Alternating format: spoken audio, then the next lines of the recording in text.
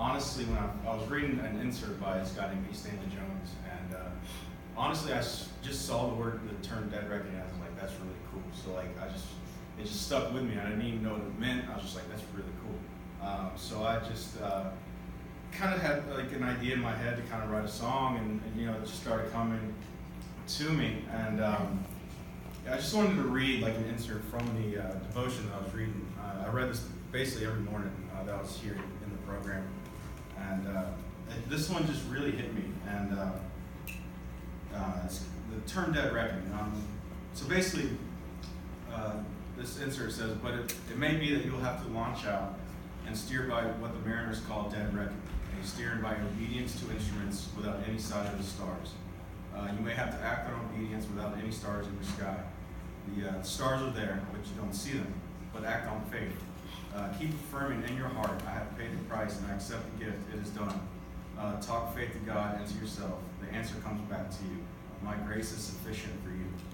And then he ends it at the very end. He says, O Christ, whether I sail under dead reckoning or under the clear stars, I sail with thy hand on my helm of my life and everything under thy control. And, so that term just stuck with me. And, I started just writing down. It's a simple song. It's nothing, it's nothing too in depth, but it's real. It came from my heart. And, before I came in here, kind of a backstory of my life. I mean, there's a lot of people that I haven't really shared this with since I graduated. So I just want to kind of give a background. I came from a good family. I came from good parents. Just as a kid, I just had a lot of just built up. I just perceived things the wrong way certain times in my life, and I think I just carried a lot of resentments and a lot of this with me throughout my life. I went to church. I grew up in the church. I grew up in the youth group. I sang in the youth group. I was a leader there.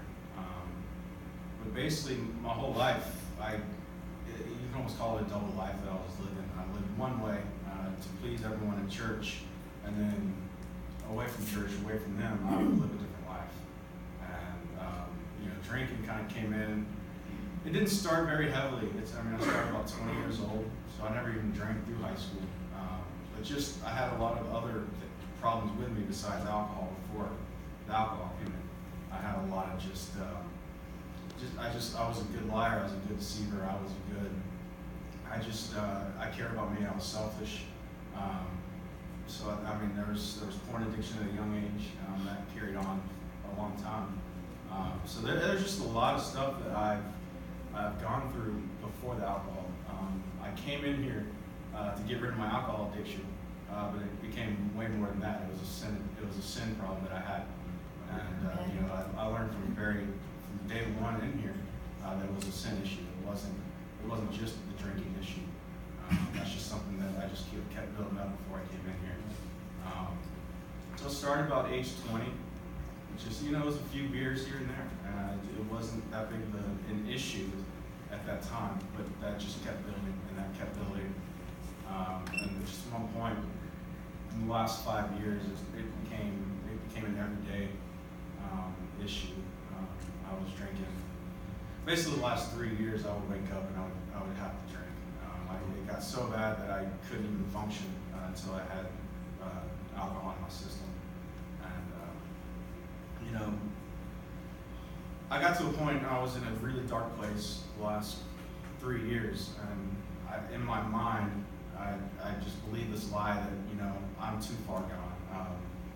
I'm good at acting one way in front of the church crowd, but just when I'm away from them, I'm so far gone that God, He's not going to be able to get me out of this.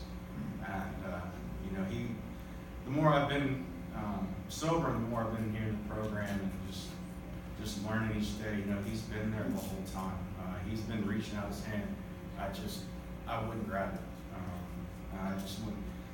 The series of depression that I went through, I was isolated. I kept it to myself, and it built up in my head.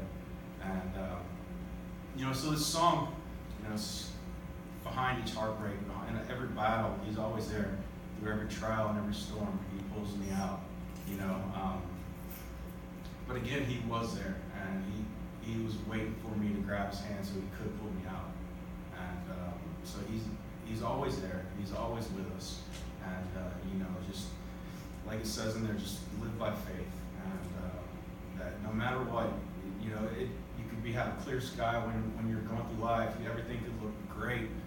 And, that's all great. But even in the dark times, even the times where you think, I just can't get through this, that he's guiding you. He is your guide. And he's going to pull you out no matter what.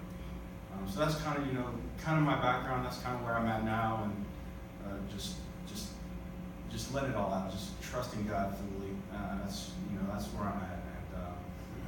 And it's a great thing when trust was something that I struggled with coming in here. And now my anxiety he's taken that away. He's taken away any kind of thought like that. And just to put your trust in God fully. It's just a great, amazing thing. So that's kind of the background there. And I think we're just going to go